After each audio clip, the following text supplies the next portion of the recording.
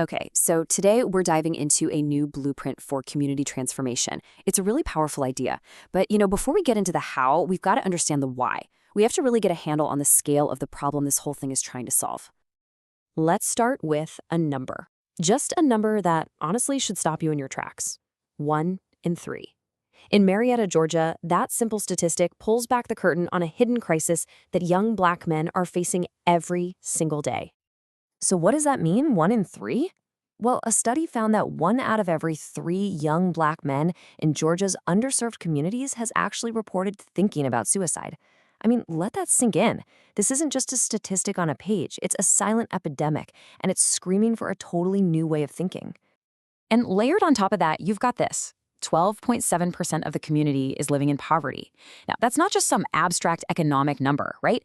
It's real families struggling day to day with financial instability, with a real lack of opportunity. And that creates this cycle that's just so incredibly hard to break out of.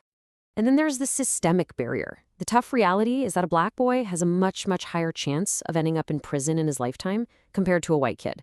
It's like a life's path can feel set in stone before it even really gets started. So, you see, these aren't just random numbers. They're all connected. It's this complex web of challenges, money, school, mental health, all tangled up together. But here's the thing. To even begin to tackle issues this deep, you need a completely different kind of leadership. It all has to start with a fundamental shift in how we think. And this new approach?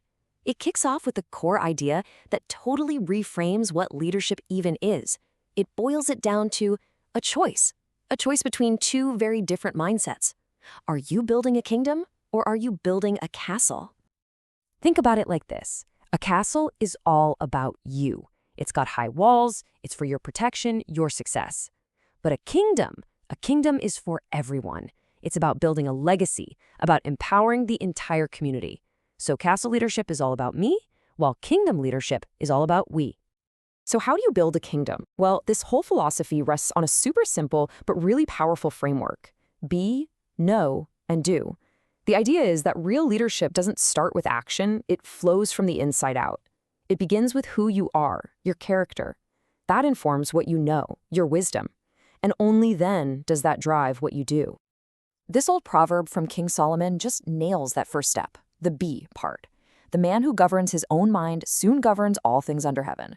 It's so true, right? You have to get your own house in order first.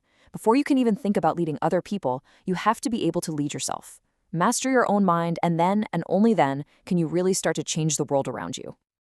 Okay, so a philosophy is great, it's powerful, but how do you actually turn that into a real system, something that creates actual change on the ground? Well, the answer is to build what they call an integrated growth engine. In this case, it's called Success Atlanta. And it's not just one single program. Think of it like a whole ecosystem of support. You've got coaching, marketing, finance, community building, and the key is that every single part makes the other parts stronger.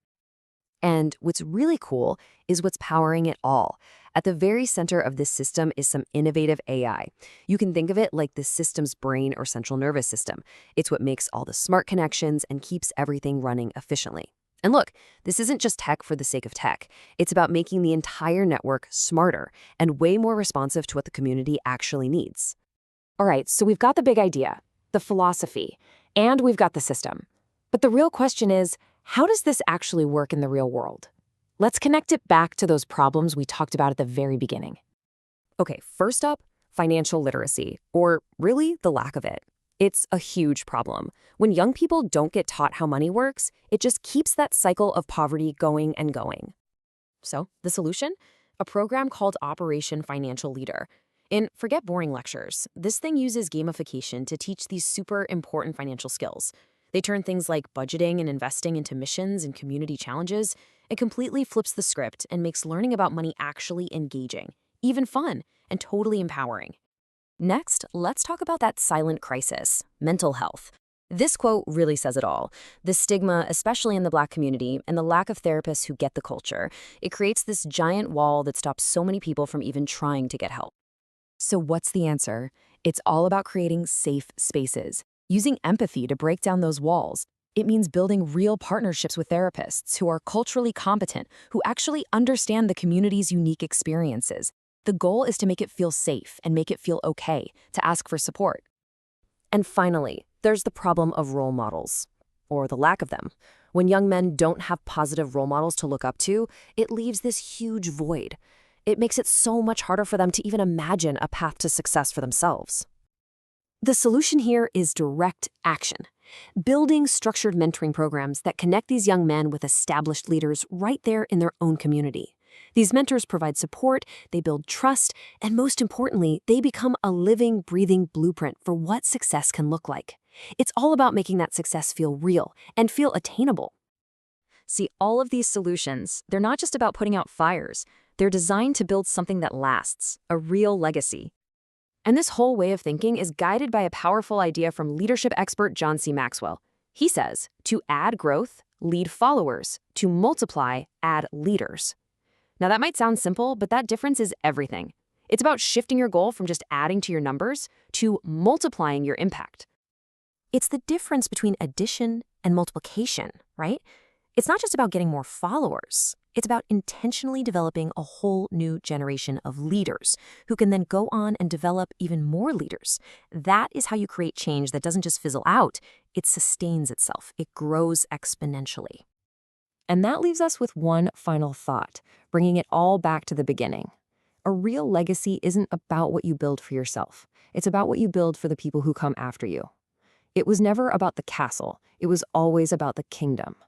So the question isn't just for the community in Marietta. It's for every single one of us. What kingdom are you building?